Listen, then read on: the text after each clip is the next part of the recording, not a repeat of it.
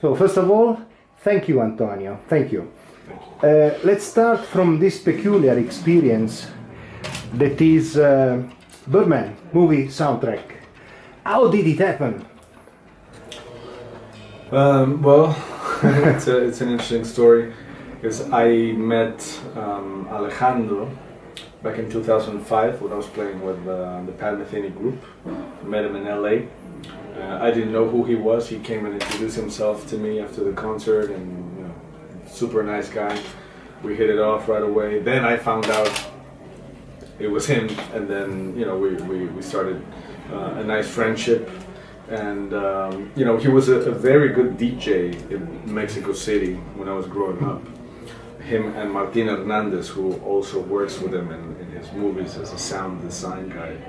And we stayed in touch through the years, and then in January of 2013 he called me and told me about the project, and he thought that I could be the right guy to play drums on it. So of course I was very excited to do it and very scared to do it because there are not too many points of reference or something like that, so I was scared, but I was confident that he knew what he wanted, he knew why he wanted it, and that with his guidance it was going to be okay.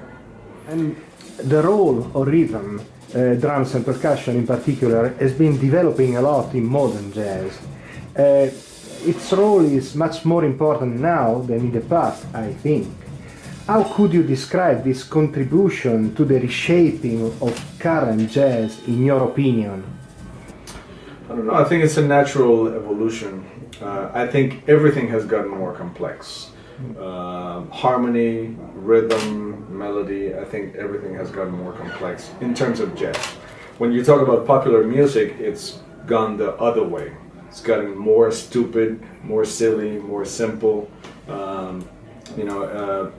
but jazz has always kind of been the answer, the antidote to that. Pop music goes this way, jazz goes this way.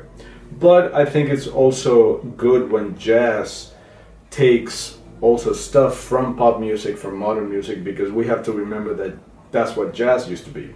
Jazz used to be dance music, pop music, popular music.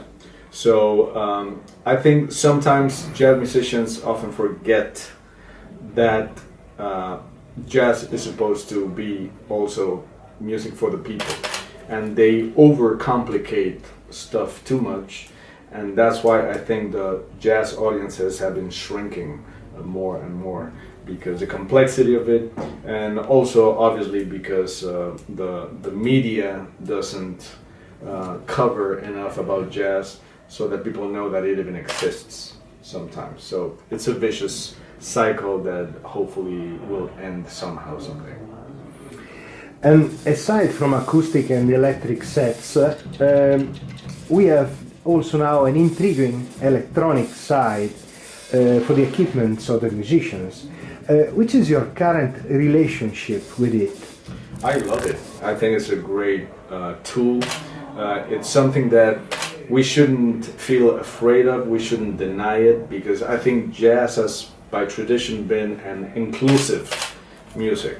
If there's something going on that is interesting, jazz takes it, brings it in, and shapes it in a different way.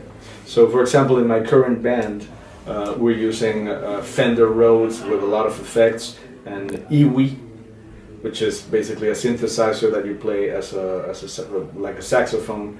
And then my wife also sings, and she puts her voice through a lot of effects and loops and stuff like that, just to get more sound, from the ones that we have available. There's so much more that we can tap into that can make our music fuller and more interesting.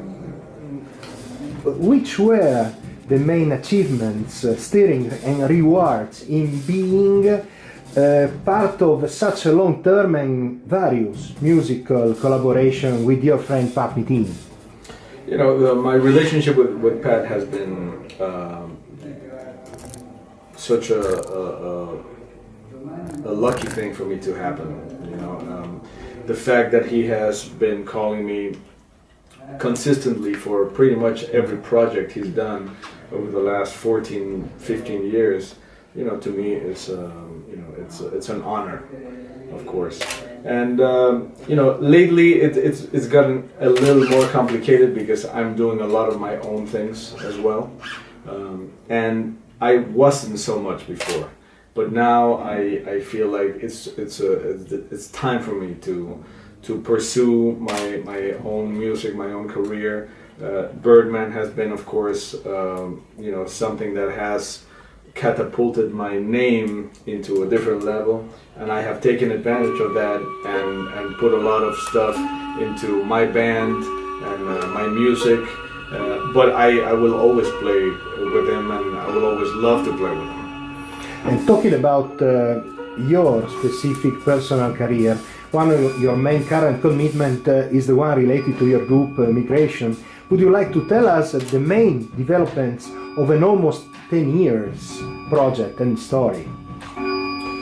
Yeah, lately I feel like the band has gotten to a completely different level, because in 2014 we toured most of the year with the Pat Metheny Unity group, and then 2015 Birdman happened, and then I put 2 records out, 3x3 and the Meridian Suite. So I was kind of ready to go out on my own, and then Birdman happened at the same time. Metheny took a break at the same time, so everything just happened the way it was supposed to happen for me to go out there and force myself to do more things. And I think as a band we're finding our voice. You know, we are mixing electric, acoustic, electronic music, a little bit of everything. But I always like to think of jazz as music with no rules. You know, sometimes people ask me, so you're from Mexico, why doesn't your jazz sound Mexican? I'm like, well, you know, if it sounds Mexican, good. If it doesn't sound Mexican, good. You know, I just want it to be music with no rules that I enjoy playing and that people enjoy listening. And my career is still developing, so probably at some point I will do a project with Mexican music, but right now I'm enjoying what I'm doing. Being also so involved in the educational effort, I'd like to ask which in your main interest in it, your main focus in this field, and meeting so many young players, how could you describe their approach, and which kind of advice do you think you could give to them? I mean, usually what I tell them is that there's no shortcuts. You know, you have to put the work in, you have to spend a lot of hours practicing, getting better, playing with musicians, suffering, feeling like you're horrible, feeling like you're a terrible musician, then feeling like you're great, then feeling like you're horrible again. You know, it's a long process. But it's very important to not get discouraged. I never thought of doing anything else but music. You know, for me it was never, okay, if I don't do music, what am I gonna do? You know, it was always, it's gonna be music. It's gonna be here, but it's gonna be music. So not everybody can get to the top. But I think happiness doesn't mean getting to the top. I think happiness means being fulfilled, happy with what you do, making a living out of playing music, and feeling fulfilled doing that. And there's another thing that I tell them now with all the social media going on. I tell them that it's very important to be social media savvy and to know what you're doing and to put yourself out there and to put your videos and to put your pictures and everything. But there's a lot of people that spend most of the time doing that and not enough time being good musicians.